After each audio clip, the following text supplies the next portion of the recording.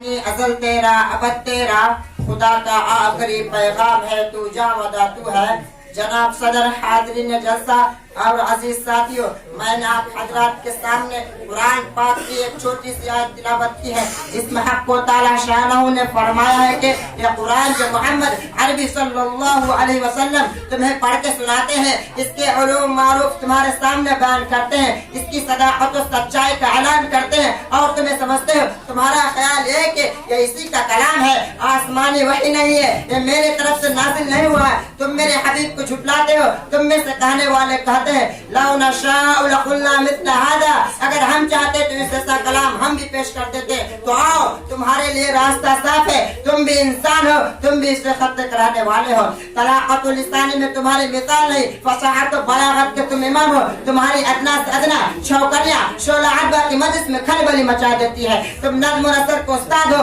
ماہر فن ہو، اس جیسا کلام پیش کر دو۔ حضرات نبی صلی اللہ علیہ وسلم کی زبان خدا قدوس نے چیلنج کیا، قلنا ان اجتماعت الانس والجن على ان يأتوا بمثل هذا القرآن لا يأتون بمثله ولو كان بعضهم لبعض ظهيرا، کہ اے محمد صلی اللہ علیہ وسلم آپ کہہ دیجئے کہ یہ انسان کا کلام ہے، تمام انسان اور جنات اور کائنات کی تمام مخلوق بھی اکٹھا ہو کر اس جیسا کلام پیش کرنا چاہے تو نہیں پیش کر سکتے، چاہے ایک دوسرے کا مددگار کیوں نہ بن جائے۔ ایک چیلنج تھا دشمنان اسلام و قرآن کے لیے ایک ضروری موقع تھا، جو اسلام پیغمبر اور اسلام کے خلاف تلو تشنی کر رہے تھے، جو اسلام کے چہرے پر